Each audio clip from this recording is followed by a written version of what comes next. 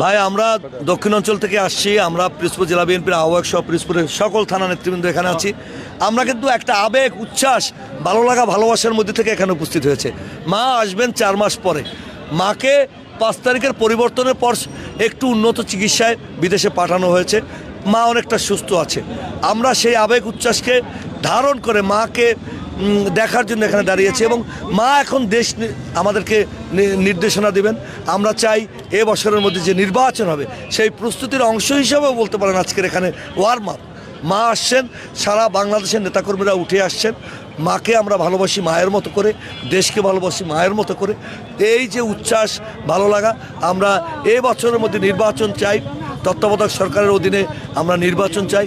নির্বাচন নিয়ে কোনো বিলম্ব করলে মা কিন্তু কখনো দেশ ছেড়ে পালায় নাই। মাকে চিকিৎসার জন্য আমরা পাঠাতে চেয়েছি, তিনিও তখন যেতে চায় নাই, আর সরকারও তাকে পাঠায় নাই।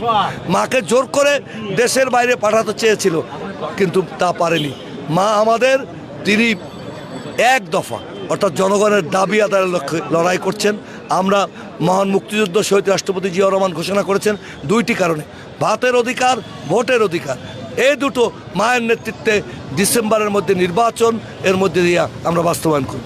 দেশনেত্রী বেগম খালেদা জিয়া আমাদের মা সুস্থ হয়ে আমাদের মাঝে ফিরে আসতেছেন, এটা আল্লাহর কাছে লাখ লাখ শুকরিয়া এবং তার জন্য দোয়া করি উনি আমাদের মাঝে ফিরে আসছেন।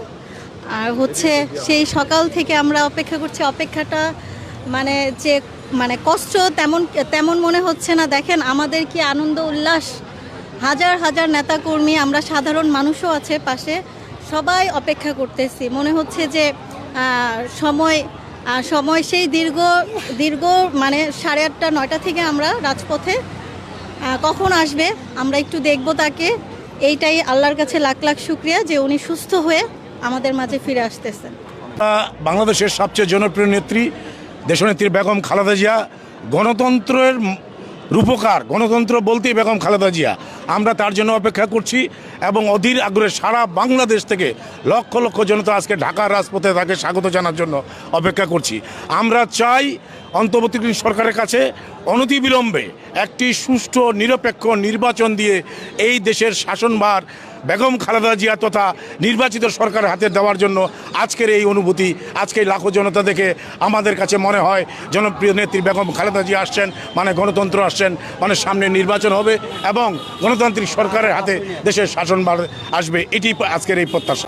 আমরা অধীর দীর্ঘক্ষণ চেয়ে আছি আমাদের নেত্রী চিকিৎসা শেষে কখন আমাদের মাঝে আসবেন।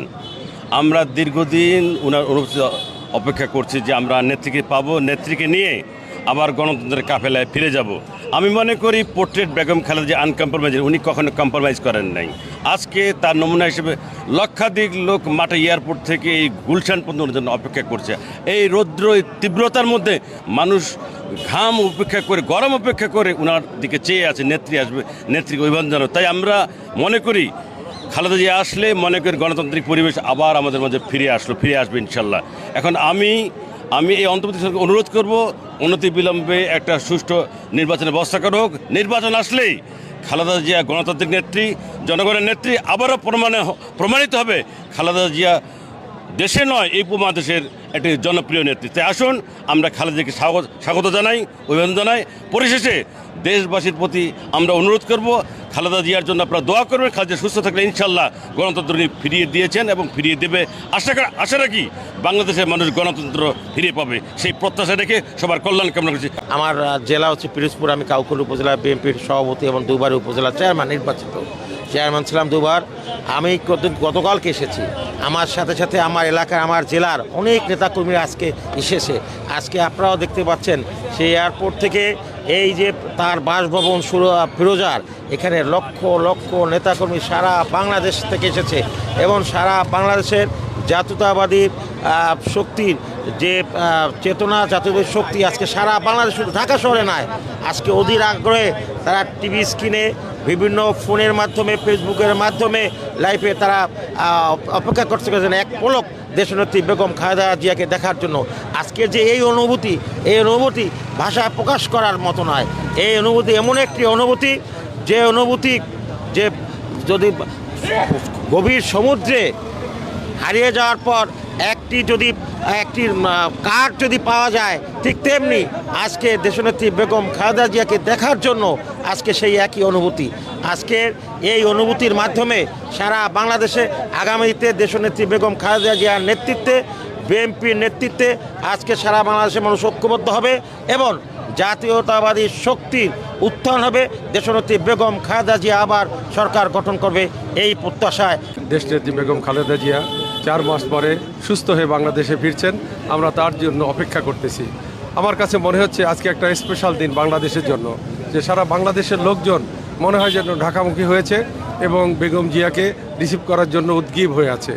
আমরা শুনেছি কিছুক্ষণ আগে উনি এয়ারপোর্টে নেমেছেন, কিছুক্ষণের মধ্যে চলেও আসবেন। তো আমাদের আশা যে দেশনেত্রী বেগম খালেদা জিয়া গণতন্ত্রের প্রতীক, যার মাধ্যমে গণতন্ত্রের বিকাশ ঘটেছিল, শহীদ প্রেসিডেন্ট জিয়াউর রহমান, তারই কস্তি এবং আমাদের দেশনেত্রী আমাদের তারেক রহমানের মাতা, উনি খুব শীঘ্রই কিছুক্ষণের মধ্যে ফিরে আসবেন। আমরা তাকে রিসিপশন করব এবং আশা করব তার আগমনের মাধ্যমেই বাংলাদেশের গণতন্ত্র পুনঃপ্রতিষ্ঠা হবে। অন্তর্বর্তী যে সরকার আছে এরা খুব শীঘ্রই একটি নির্বাচন দিয়ে গণতন্ত্রের প্রতীক বিএনপির হাতে তারা এই রাষ্ট্র ক্ষমতা প্রদান করবেন। ধন্যবাদ।